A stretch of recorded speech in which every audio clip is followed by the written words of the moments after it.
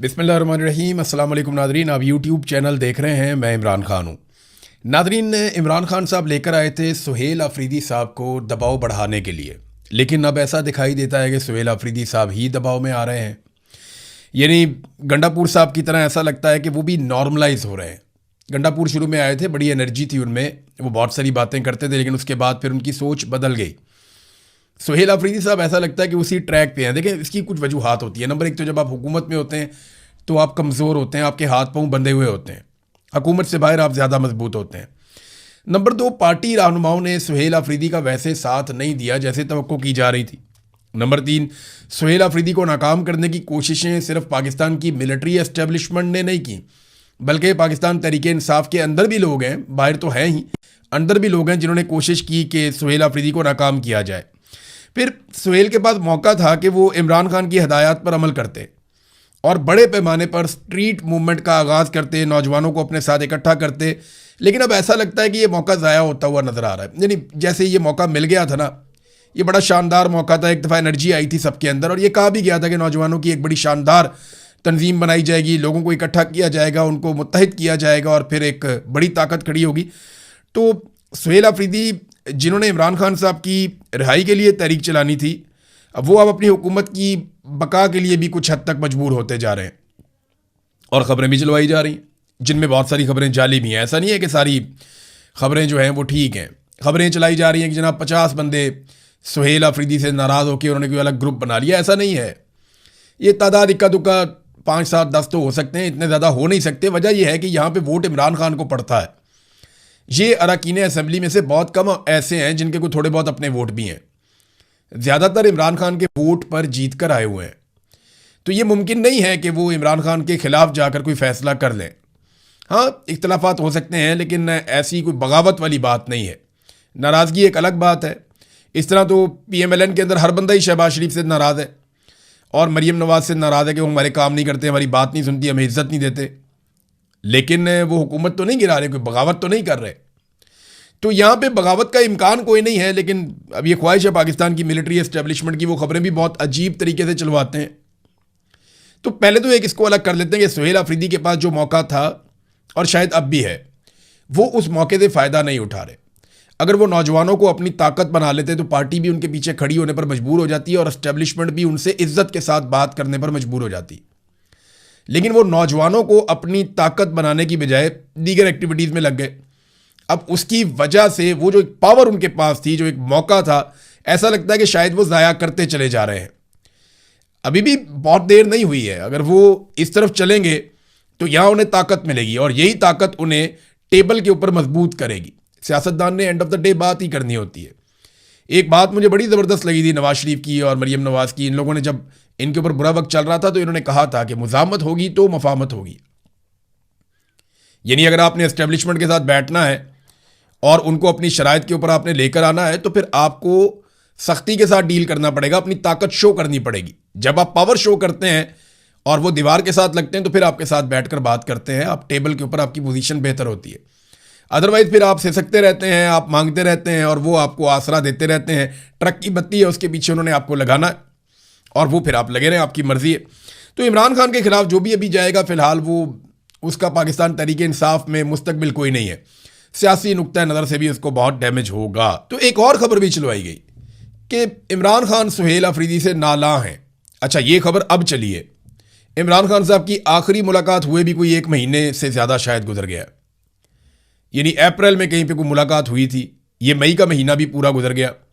अब जाके ये खबर बाहर आ रही है कि जनाब इमरान खान सुहेल अफरीदी से नाला हैं। पाकिस्तान की जो मिलिट्री एस्टेब्लिशमेंट है ना, इन्हें बयानिया बनाना आया ही नहीं।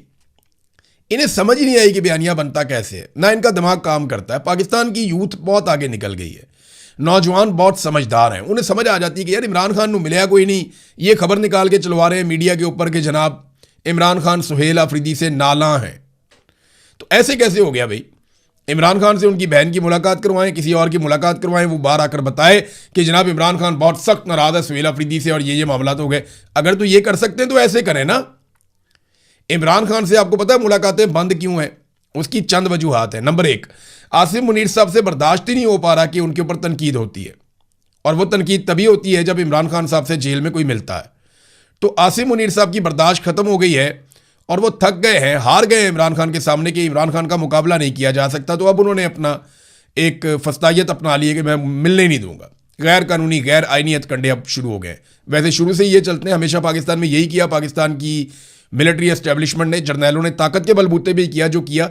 तो ये कुछ मुख्तलिफ नहीं कर रहे, इनसे पहले वाले भी यही करते थे, ये भी वही कर रहे हैं, लेकिन ज़रा शिद्दत बढ़ गई है, बहुत ज़्यादा बढ़ गई है बल्कि। तो एक तो ये वजह है कि ये हो जाता है। दूसरा ये कि इमरान खान जब जेल से बात करते हैं तो बहुत मोटिवेशन मिलती है पाकिस्तान तहरीक इंसाफ को, पाकिस्तान के नौजवानों को, यूथ को, सोशल मीडिया को, वो बड़ी एनर्जी मिलती है। तो वो जेल के अंदर से कैदी नंबर 804 से जो बंदा मिलकर आता है ना, वो जो एनर्जी फेंकता है वो पूरी दुनिया में जाती है। पाकिस्तान तहरीक इंसाफ के वर्कर्स हों या आम पाकिस्तानी ओवरसीज़ हों या सोशल मीडिया हो, हर तरफ उसका असर नज़र आता है। ये उससे बहुत तंग थे, लिहाजा इन्होंने मुलाकातें ही बंद कर दी। अब ये कहते हैं जनाब कि इमरान खान साहब ने अंदर से कोई पैगाम भेज दिया और नाराज़ हो गए।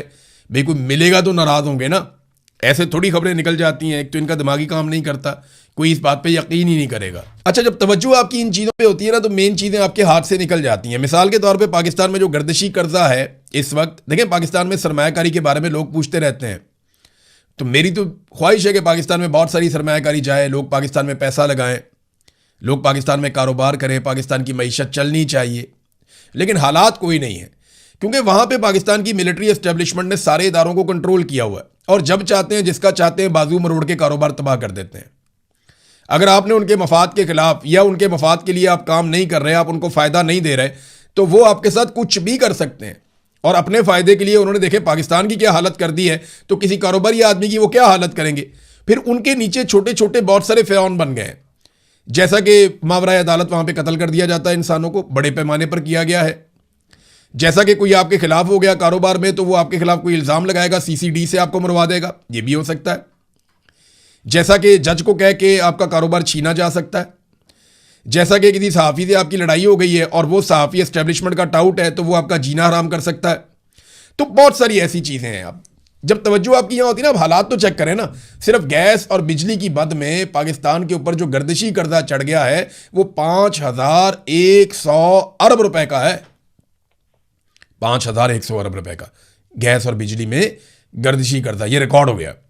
फिर जो बैरूनी कर्जा पाकिस्तान ले रहा है 137 अरब डॉलर्स, ये हो गया 137 अरब डॉलर बैरूनी कर्जा। 1 अरब डॉलर के लिए ना आप IMF के पैरों में जाके गिरते हैं। 1 अरब 1.5 अरब ये आपने किस्त लेनी है तो आप IMF की मिन्नत और तरला करते हैं। 1 अरब डॉलर आपने वापस करना हो तो आपको मुसीबत पड़ जाती है। अभी आपने UAE का थोड़ा सा पैसा वापस करना था। UAE का थोड़ा सा पैसा वापस करने के लिए आप सऊदी अरब जाते हैं, वहाँ पे आप अपनी फ़ौज भिजवाते हैं, आप अपने जंगी तैयारे भिजवाते हैं, आप बार बार वहाँ पे मुज़ाकरात करते हैं, आप मिन्नत तरला करते हैं, अपनी पूरी की पूरी पॉलिसी को तब्दील कर देते हैं। हुकूमत, कैबिनेट, पार्लियामेंट सबको बाईपास करके आप फैसले कर लेते हैं। फिर जाके आपको थोड़े से पैसे मिलते हैं जिनसे आप 2 अरब डॉलर के आपने जनाब UAE का पैसा वापस करना है।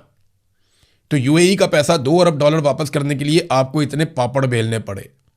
पाकिस्तान के ऊपर टोटल जो बैरूनी कर्जा बन गया है वो 137 अरब डॉलर्स हैं। ये मैं सिर्फ बैरूनी कर्जा बता रहा हूँ। बहरहाल अब तक के लिए इतना ही। अपना ख्याल रखिएगा, अपने इस चैनल का भी। अल्लाह हाफिज़।